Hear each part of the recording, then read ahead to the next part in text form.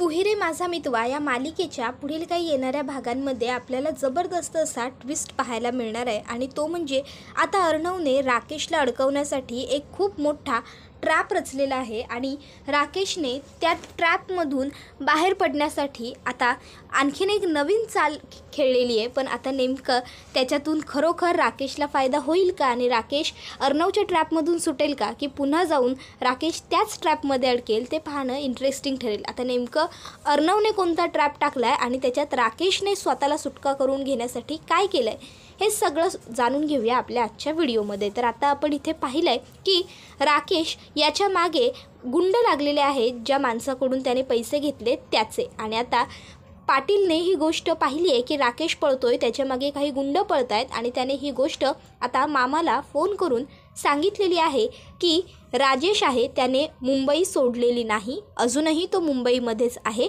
आणि तो पळत होता आणि त्याच्या मागे काही गुंड पळत होते, काहीतरी मोठा मेजर प्रॉब्लेम आहे। त्याबरोबर ही गोष्ट मामाने अर्णवला सांगितल्यावर अर्णव हा पाटीलला सांगतो की ते गुंड नेमके कोणाचे होते हे शोधून काढ पाटील आणि ते नेमके त्या राजेशच्या मागे का लागले ते सुद्धा शोध। त्याबरोबर आता पाटील हा अर्णवला सांगतो पुढच्या 24 तासात सर्व माहिती पुरवतो आणि मग आता 24 तासात राजेशच्या मागे लागलेले गुंड कोणाचे होते हे पाटीलने शोधून काढलेलं असतं आणि ते गुंड हे सत्यादादा नावाच्या एका माणसाचे होते हे आता अर्णवला कळलेलं असतं। मग अर्णव हा त्या माणसापर्यंत पोहोचतो आणि त्याला सांगतो तुझे राकेशने जितके पैसे घेतले तितके सगळे तुला परत करून त्याच्यावरती मी हे आणखीन एक्स्ट्रा पैसे तुला देतोय, पण माझं महत्त्वाचं काम आहे ते तू करायचं। त्याच्यावर सत्य सांगतो की मला माझे पैसे मिळाले, तुम्ही जे काम सांगाल ते मी करायला तयार आहे। त्यावर अर्णव त्याला सांगतो की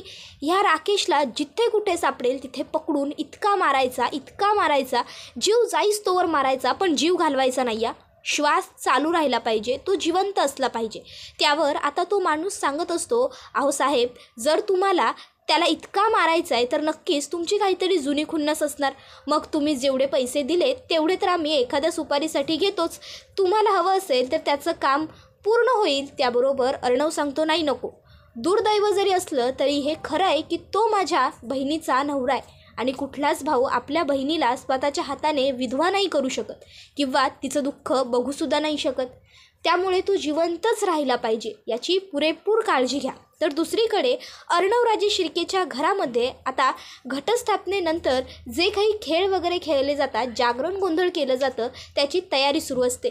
तर आता इकडे राकेशला ही गोष्ट कळते की अर्णवनेच हे सर्व काही घडवून आणलेलं आहे। मग राकेश विचार करतो की आपल्याला जर आता या सर्वातनं सुखी सुटायचं असेल तर अर्णवच्याच घराइतकं सेफ घर दुसरं कुठलंही नाही, दुसरी कुठलीच जागा आपल्याला सुरक्षित ठेवू शकत नाही त्या सत्याच्या हातातून, कारण त्या घरामध्ये अंजली आहे आणि अंजलीच्या समोर अर्णव आपल्या केसालाही हात लावू शकत नाही। तर आता इथे ईश्वरी ही आता देवीकडे मागणं मागत असते की 9 दिवस तुझी आराधना केली, 9 दिवस तुझी सेवा केली, या घरावर कायम सुख समृद्धी शांतीचं सगळं काही व्यवस्थित वात्सल्य राहू दे, ह्या घरातल्या कुठल्याच व्यक्तीला कसलाच त्रास नको होऊ देऊ, घरावर कोणतं संकट नको येऊन देऊस। आणि आता संकट हे ईश्वरी हे मागणं मागत असतानाच घरात आलेलं असतं, ते म्हणजे राजेशच्या रूपाने। आता ईश्वरी ही बायकांबरोबर खेळ खेळायला सुरुवात करते, सर्व बायका घागर घेऊन फिरत असतात, गोल गोल नाचत असतात आणि आता त्या ठिकाणी राजेश आलेला असतो। राजेशला बघून ईश्वरी म्हणते राकेशजी इथे, इतक्यात आता पटकन मागून वल्लरी ओरडते जावई बापू तुम्ही। त्याबरोबर आता वल्लरीने असं म्हटल्यावर ईश्वरी मागे वल्लरीकडे पाहायला वळते, तोपर्यंत अंजली तिकडनं धावत येते आणि राकेशला पटकन मिठी मारत म्हणते राजेश तुम्ही आलात, अहो किती दिवस, तुम्हाला काही आठवण वगैरे आली की नाही माझी। त्यावर राजेश सांगत असतो राणी सरकार, अहो तुमची आठवण नाही काढायची तर मग कोणाची काढायची। आता तो हे वाक्य ईश्वरीकडे बघत म्हणत असतो। त्याबरोबर ती म्हणत असते हो का, इतकी आठवण आली जर तुम्हाला माझी तर एक साधा फोन नाही केलात ना तुम्ही मला। त्यावर राजेश म्हणतो अहो महत्त्वाच्या कामात गुंतलो होतो मी। तर आता ईश्वरीला समोर राकेशला बघून खूप मोठा धक्का बसलेला असतो, ती म्हणत असते याचा अर्थ राकेशजीच राजेश जिजू। इतक्यात अर्णव येऊन तिच्या जवळ उभा असतो, कारण आता त्याला माहीत असतं एकतर ईश्वरी खूप जोरात तरी रिॲक्ट होईल, नाहीतर ईश्वरी काही रिॲक्टच होऊ शकणार नाही, तिला खूप मोठा धक्का तरी बसेल. आता अर्णवला दुसरी जी शक्यता वाटत असते ती शक्य झालेली असते. ईश्वरीला खूप मोठा धक्का बसलेला असतो आणि त्यामुळे तिला घोळ आलेली असते आणि ती खाली कोसळते. पण वेळेवर अर्णव तिला सावरतो. इतक्यात मामासुद्धा तिकडे आलेला असतो अर्णवजवळ. आता मामाला आणि अर्णवला हे व्यवस्थित माहीत असतं की राजेशला बघूनच ईश्वरीला चक्कर आलेली आहे. तर आता अर्णव हा म्हणायला लागतो, कदाचित या सर्व फंक्शनची तयारी करण्यामध्ये ती व्यस्त झाली होती, दगदग झाली आहे, म्हणून तिला चक्कर आली असेल. आणि त्यात घटस्थापनेचा उपवास वगैरे सुद्धा तिने केला होता. पूजापाठ, उपवास तापवास या सर्व गोष्टींमुळे विकनेस आला असेल तिला. मी रूममध्ये थोडा वेळ घेऊन जातो, आराम करेल, बरं वाटेल तिला. आणि जर गरज वाटली तर डॉक्टरांना बोलवून घेईन. तुम्ही कुणीच काळजी करू नका, तुम्ही सगळ्यांनी खेळ कंटिन्यू करा. अर्णव ईश्वरीला घेऊन वरती येतो. खोलीमध्ये तिला बेडवरती झोपवतो. तिच्या चेहऱ्यावरती जरा पाणी वगैरे मारतो आणि तिला हाका मारत असतो, miss Indore, miss Indore, miss Indore. पण ईश्वरी काही शुद्धीवरती येत नसते. आता अर्णव ईश्वरीचे हातपाय चोळत असतो जेणेकरून तिने शुद्धीवरती यावं. त्याबरोबर आता ईश्वरी ही पटकन शुद्धीवरती जोरात येते आणि ती थेट उठून बसते. त्याबरोबर आता ती खूप मोठ्या धक्क्यात असते. अर्णव हा उठून तिच्या जवळ येतो आणि तिला खांद्यांना हात लावून धीर देत असतो आणि मग पाण्याचा ग्लास पुढे करत म्हणतो, हे घे, पाणी घे, पी. त्यावर ईश्वरी म्हणत असते, राकेशजी आणि राजेशजीजू एकच व्यक्ती. त्याबरोबर अर्णव तिला म्हणतो, सांगतो, सगळं सांगतो, पाणी घे, पाणी पी, तुला सध्या याची गरज आहे. त्याबरोबर ईश्वरी म्हणते, तुम्ही सांगा मला सगळं आधी. त्यावर अर्णव म्हणतो, पाणी तर पी. ईश्वरी अर्णवच्या हातातलं ग्लास घेते, पाणी घटाघटा घटाघटा पिते आणि अर्णवला म्हणते, प्यायले, आता बोला पटापट. अर्णव ते ग्लास घेऊन ठेवतो आणि ईश्वरीच्या पुढ्यात बसतो आणि ईश्वरीला सांगतो, हे बघ, आता मी तुला जे काही सांगणार आहे ना त्याच्याने तुझ्या पायाखालची जमीन सरकेल, पण तरीही काहीच रिॲक्ट होऊ नकोस. कारण ज्यावेळेस मला कळलं होतं तेव्हा मलासुद्धा असंच काहीतरी वाटत होतं, पण तरीही मी सुद्धा शांत राहिलो होतो. ईश्वरी म्हणते, बाद झालं, अहो तुम्ही घाबरवताय किती मला, सांगा ना सगळं मला व्यवस्थित. त्याबरोबर अर्णव म्हणतो, सांगतो. 4 वर्षांपूर्वीची गोष्ट आहे. ताई जन्मापासून हँडिकॅप आहे, त्यामुळे तिच्याशी लग्न करायला कोणीच तयार नव्हतं. त्यावेळेस राजेश स्वतःहून ताईबरोबर लग्न करायला तयार झाला. राजेश म्हणजेच राकेश. तो अनाथ आहे आणि तो एका अनाथ आश्रमातच लहानाचा मोठा झाला आहे. पेशाने वकील आहे आणि ताईबरोबर लग्न करून तो आमच्याच बरोबर राहायला तयार आहे, कारण त्याला एक कुटुंब हवं आहे असं त्याने आम्हाला सांगितलं. तो ताईबरोबर स्वतःहून लग्न करायला तयार झाला. त्यात तो हुशार वकील आहे या गोष्टीवर आम्हीसुद्धा विश्वास ठेवला, कारण ताई त्याच्या प्रेमात पडली, म्हणून आम्ही त्यांचं दोघांचं लग्न लावून दिलं. लग्नानंतर राजेश आमच्याच बरोबर आमच्याच घरात राहायला लागला. मी बिझनेसमन असल्यामुळे मला कधी त्याच्यावर लक्ष द्यायला जमलं नाही. त्याने माझ्याकडून तो एक NGO चालवतोय असं सांगून बऱ्याच वेळेस डोनेशनच्या नावाखाली अमाप पैसे लुटले. पण आपल्या सख्ख्या मोठ्या बहिणीचा नवरा आपली फसवणूक का करेल, आपल्याशी खोटं का बोलेल या विचाराने मी कायम त्याने जेव्हा जेव्हा पैसे मागितले तेव्हा त्याला पैसे दिले. ना मी कधी त्याच्या NGOमध्ये गेलो, ना कधी ताई गेली, कारण त्याने ताईला, मला, घरातल्या सगळ्यांनाच स्वतःमध्ये इतकं गुंतवून घेतलं होतं. आम्ही त्याच्यावरती इतका आंधळेपणे विश्वास ठेवायला लागलो होतो ना की आम्हाला कधी संशय काय, स्वप्नातसुद्धा विचार करता आला नाही की हा माणूस आपल्याला फसवू शकतो. कारण त्याने इतकं गोड गोड बोलून आम्हाला सगळ्यांना गुंडाळून घेतलं होतं. तो इतकी उत्तम ॲक्टिंग करतो. त्याने ताईबरोबर लग्न झाल्यानंतर त्याची काळी कामं चालू केली, ज्याचा कोणालाच आम्हाला अंदाज नव्हता. त्यानंतर इंदौर फॅशन शोमध्ये मला तू सापडलीस. तिथे तुझ्या ताईच्या लग्नाचं काहीतरी होतं, त्यावेळेस चुकून माझ्या फॅशन शोमध्ये आली होतीस, माझ्या हातांवर पडलीस. मला वाटलं तुला कोणीतरी तिथे माझा शो खराब करायला पाठवलं आहे. मग तिथे तुझी बदनामी झाली, तू इकडे निघून आलीस. त्याच्यानंतर तू माझ्याच कंपनीत जॉब करायला आलीस आणि मी सुद्धा माझे पैसे तुला फेडायचे होते म्हणून काम करायला दिलं. तू माझ्या इथे काम करायला लागलीस. त्याच वेळेस राकेशची नजर तुझ्यावर पडली.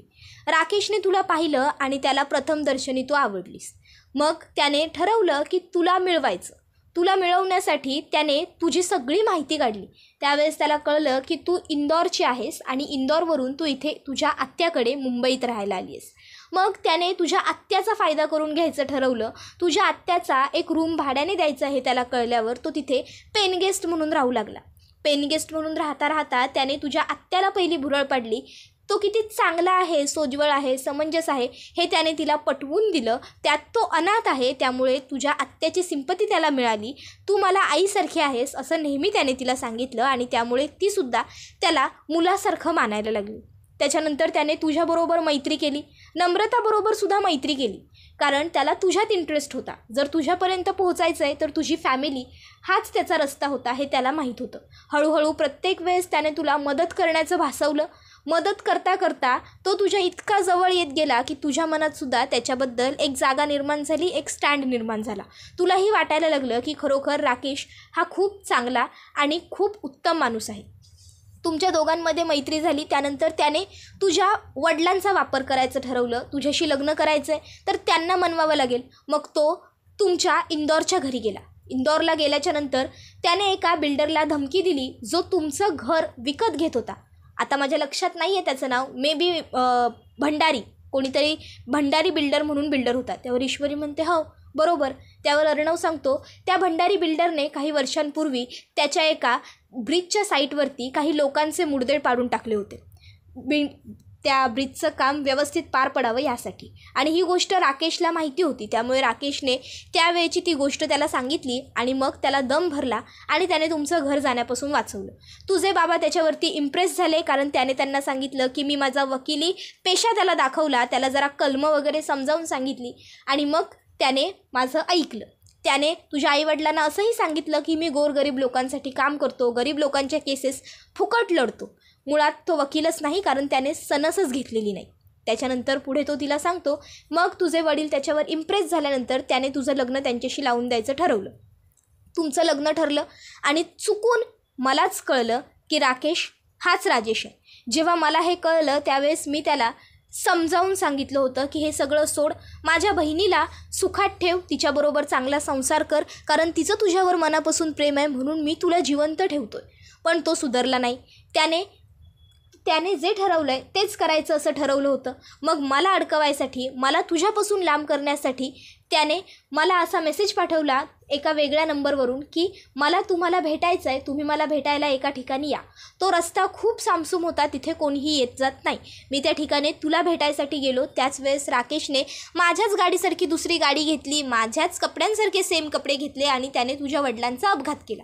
तुझ्या वडिलांनी त्यांचा अपघात जेव्हा झाला त्यावेळेस काचेतून राकेशचा चेहरा पाहिला होता, त्यामुळे त्यांना माहीत होतं की त्यांचा अपघात राकेशनेच केला आहे. पण त्यांना पॅरालाइजचा अटॅक आल्यामुळे त्याच्यामध्ये त्यांना सांगताच आलं नाही की हे सगळं राकेशने केलं आहे. त्या दिवशी ही गोष्ट मला माहीत होती की हे सगळं राकेशने केलं आहे, पण मला काही सांगता येत नव्हतं, कारण मी सांगितलेल्या गोष्टीवर मुळात तू विश्वास ठेवत नव्हतीस. त्याच्यानंतर मग मी जेव्हा तुझ्या वडिलांना हॉस्पिटलमध्ये भेटायला आलो त्यावेळेस ते हे सांगण्याचा प्रयत्न करत होते की मला अर्णवने नाही तर राकेशने उडवलं आहे. पण त्यावेळेस तुला राकेशने सांगितलं की ते मला तिकडून हकलवून द्यायला सांगतायत आणि म्हणून तू मला हकलवून दिलंस. त्याच्यानंतर जे काही घडलं ते सगळं तर तुला माहीत आहेच. त्यावर ईश्वरी म्हणते शी, इतकं खालच्या दर्जाला जाऊन कोणी कसं वागू शकतं. इतक्यात अंजली त्या ठिकाणी आलेली असते. आता अंजली तिकडे आल्याबरोबर ईश्वरी गप्प बसते. तर अंजली विचारत असते चिंटू काय रे, ईश्वरीची तब्येत आता कशी आहे? ईश्वरी बरं वाटतंय ना तुला? अगं जर जमत नाही तुला तर एवढी दगदग कशाला केलीस? काय गरज होती तुला उपास तपास करायची? मला वाटलं तुला सवय असेल उपासा वगैरेची म्हणून मी सुद्धा विचारलं नाही. हे बघ आता तू उपास वगैरे काही कंटिन्यू करू नको. मी तुझ्यासाठी पटकन शिलाताईंच्या हाती दूध आणि काहीतरी खायला पाठवून देते, तेवढं खाऊन घे. त्यावर ईश्वरी सांगते नाही ताई ठीक आहे, मला काही खायला वगैरे नको आहे. अहो ते थोडीशी म्हणजे त्या धुराची मे बी ॲलर्जी झाली असेल, म्हणजे धुराच्याच वासाने चक्कर वगैरे आली असेल, बाकी काही नाही. त्याबरोबर अर्णवसुद्धा म्हणतो की हो ताई ती शुद्धीवर आली तेव्हा मला म्हणाली की धुराच्या वासाने तिला चक्कर आली. त्याबरोबर अंजली म्हणते अगं जर तसं होतं तर तू आधीच सांगायचं होतंस ना, तुला त्या धुराच्या वासाचा त्रास होतोय म्हणून. काय गं ईश्वरी तू पण काळजी घे. इतक्यात राकेश तिला हाक मारतो. त्यावर हो आले असं म्हणत ती खाली निघून जाते. तर ईश्वरी म्हणत असते अहो किती भयानक आहे हे सगळं, कळतंय का तुम्हाला? अहो जर माझं लग्न झालं असतं त्या माणसाशी तर. त्यावर अर्णव म्हणत असतो तुझं लग्न त्याच्याशी होऊ नये म्हणूनच तर लक्ष ठेवून होतो मी तुझ्यावर. आणि ज्या दिवशी त्याने तुला त्या लॉजवर नेलं तेव्हा मला माहीत होतं नक्कीच काहीतरी गडबड होईल, म्हणूनच तर त्या लॉजवर मी माझी हळद सोडून आलो होतो. आणि मला जेव्हा तिथे पोलीस आल्याचं कळलं तेव्हा मी तुझ्या गळ्यात मंगळसूत्र घातलं, त्यामुळे तुला काहीच त्रास झालेला नाही आहे. त्याबरोबर ईश्वरी म्हणत असते, मला माफ करा, माझं चुकलं. आणि ती आता अर्णवसमोर हात जोडते. त्यावर अर्णव तिला म्हणतो, नको जोडू हात, उलट मीच तुझी माफी मागायला हवी हात जोडून, की माझ्याच बहिणीच्या नवऱ्याने. त्याबरोबर ईश्वरी म्हणत असते, मग तुम्ही हे सगळं सांगून टाका घरात, आणि जरी तुम्हाला सांगायचं नसेल ना तरी मी सांगून टाकणार आहे. आणि ईश्वरी तिकडनं चाललेली असते. अर्णव तिचा हात पकडतो आणि तिला म्हणतो, बिझनेसमन आहे मी, लाखो रुपयाचा टर्नओव्हर आहे माझा महिन्याचा, कितीतरी उलाढाली सहज करतो, कितीतरी गोष्टी सहज रोज मॅनेज करत असतो. तुला काय वाटतं ही एक गोष्ट मला मॅनेज करता आली नसती? ही एक गोष्ट मला माझ्याच घरातल्यांसमोर कॉन्फिडेंटली बोलता आली नसती? मला जाब विचारता आला नसता त्या राजेशला? पण मी हे सगळं केलं नाही, कारण माझी बहीण, माझी सगळ्यात मोठी अडचण माझी बहीण आहे. आणि त्यात सध्या ती गरोदर आहे आणि डॉक्टरांनी सांगितलं आहे की तिला कुठलाही मोठा धक्का सहन होऊ शकत नाही. त्याच तर गोष्टीचा फायदा घेतोय ना तो राजेश. त्यामुळे मी हात जोडून विनंती करतो, प्लीज कोणाला काही बोलू नकोस. तर दुसरीकडे राकेश हा खोलीमध्ये बसून विकृत पद्धतीने हसत असतो आणि म्हणत असतो, अर्णवराजे शिर्के, अरे तुला काय वाटलं होतं ईश्वरीबरोबर लग्न करून आणि मला घरातनं बाहेर काढून त्या गुंडांना माझ्या मागावर लावून तू मला अडकवलंस, तू मला संपवलंस.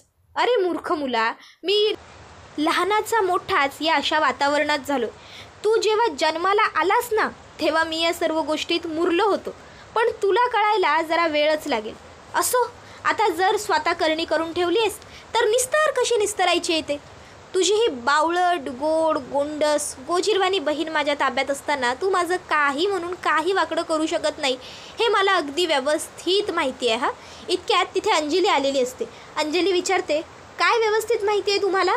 त्यावर लगेचच राजेश म्हणतो, हेच माहिती आहे राणी सरकार, की आता तुम्ही रागवला असाल आमच्यावर, आम्ही तुम्हाला एवढे दिवस भेटायला आलेलो नाही. त्याबरोबर अंजली म्हणते, हो मग. त्यावर राजेश तिला सांगत असतो, अहो महत्त्वाचं कामच असं काही होतं, म्हटलो ना मगाशी की तुम्हाला भेटायला यायला जमलंच नाही, पण आता आलो आहे ना तर आता फक्त तुमच्याबरोबर राहणार. त्यावर ती म्हणते, म्हणजे? त्यावर राकेश सांगतो की मी आता कुठेही जाणार नाही आहे, कोणत्याही पद्धतीचं काम घेणार नाही आहे. मी तसं सगळ्यांना सांगूनच टाकलेलं आहे की आता पुढचे जे काही दिवस आहेत माझ्या बायकोचे दिवस भरण्यापर्यंतचे, ते सगळे दिवस मला तुमच्याबरोबर राहायचं आहे. अहो शेवटी 2 जीवांचे आहात तुम्ही, तुमच्याबरोबरचं ह्या आनंदाचे क्षण टिपून ठेवायचे आहेत ना मला. त्यावर हे ऐकून बिचारी अंजली खुश होते आणि राकेशला मिठी मारत म्हणते, मला माहीत होतं तुम्हाला माझी खूप काळजी आहे आणि तुमचं माझ्यावर किती प्रेम आहे ना तेही मला माहीत होतं. मी तुमच्यावर रागवले नाही आहे, फक्त काळजी वाटत राहते तुमची. तुम्ही कुठल्या पण कामात स्वतःला एकदा की गुंतवून घेतलं की इतकं गुंतवून घेताना की तुम्हाला मागच्या पुढच्या गोष्टींची काही जाणीवच राहत नाही, आठवणच राहत नाही. त्यावर राजेश तिला सांगत असतो, राणी सरकार, अहो आम्हाला प्रत्येक गोष्टीची जाणीव अगदी व्यवस्थित असते, अगदी प्रत्येक गोष्टीची. त्यावर ती म्हणते, हो माहिती आहे मला, म्हणूनच तर इतका हुशार वकील नवरा मिळाला आहे ना मला, कारण त्याला प्रत्येक गोष्ट माहीत असते. त्याबरोबर लगेचच आता ती म्हणायला लागते, आणि तुम्ही मगाशी हॉलमध्ये बघितलंच ईश्वरीला, ईश्वरी म्हणजे आपल्या चिंटूची बायको, बघितलीत ना, हीच मुलगी. आवडली ना तुम्हाला सुद्धा? त्यावर लगेचच राकेश म्हणतो, आवडली म्हणूनच तर इथपर्यंत झालं आहे सगळं. त्यावर ती म्हणते, काही म्हणालात का तुम्ही? त्यावर तो म्हणतो, हो, अहो आमच्या मेवणे साहेबांना ती ईश्वरी आवडली म्हणूनच तर इथपर्यंत घडलं ना सगळ्या गोष्टी, अगदी स्वतःच्या हळदीच्या पाटावरून उठून जाऊन तिच्या गळ्यात मंगळसूत्र घालण्यापर्यंत.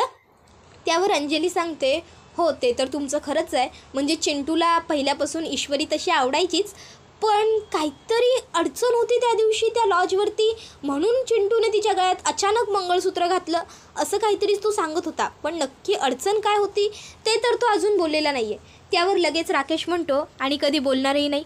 त्यावर अंजली म्हणते, अहो तुम्ही असं कोड्यात बोलल्यासारखं काय बोलताय? त्यावर तो म्हणतो, अहो तेच, आमच्या मेवणे साहेबांची सवय तुम्हाला काही माहीत नाही आहे का राणी सरकार? आजपर्यंत त्यांनी त्यांच्या अडचणी कोणापुढे मांडल्या आहेत का की ते आज मांडणार आहेत? अहो आपल्या अर्णवच्या मनात काय सुरू आहे याचा ठाव ठिकाणा कधीच कोणाला लागत नाही, माहिती आहे ना तुम्हाला.